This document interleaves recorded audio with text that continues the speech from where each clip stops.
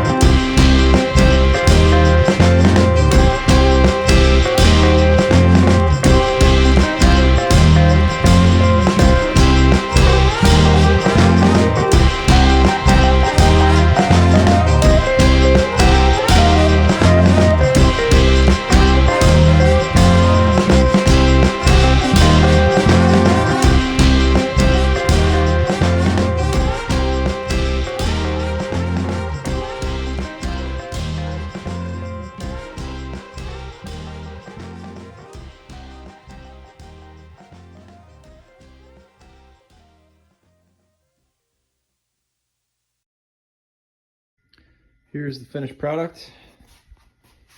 You can plug it into the outlet. This set screw loosens and this pipe rises. I can't rise it right now because I got the cable wrapped up, but this pipe inside here is the same length as this pipe, so technically it can double in height. And I'll put a light bulb in here. It's just a light socket that can be used as kind of like a work lamp too, if needed. And I got the bracket welded here. It's welded up underneath and then bolts to the grinder. Pretty sweet, and it's easy to lift and move around. And I'll show you where I store it next. Here's the tome. I'm not going to grind here because of all the flammables, obviously, but the reason I made it the height I did is so it fits underneath my drill press. and out of the way. So my little corner over there now has space, and that thing's a lot easier. Before I'd have to grab it off, you know, the shelf that I keep it on, take it outside, set it on the ground, plug it in or wherever, or the floor of the garage or on the workbench, and then it was just a pain in the butt. Now I can just grab that stand, take it wherever I want, plug it in, and it's ready to go. If you enjoyed the video, please like and subscribe. Thanks for watching.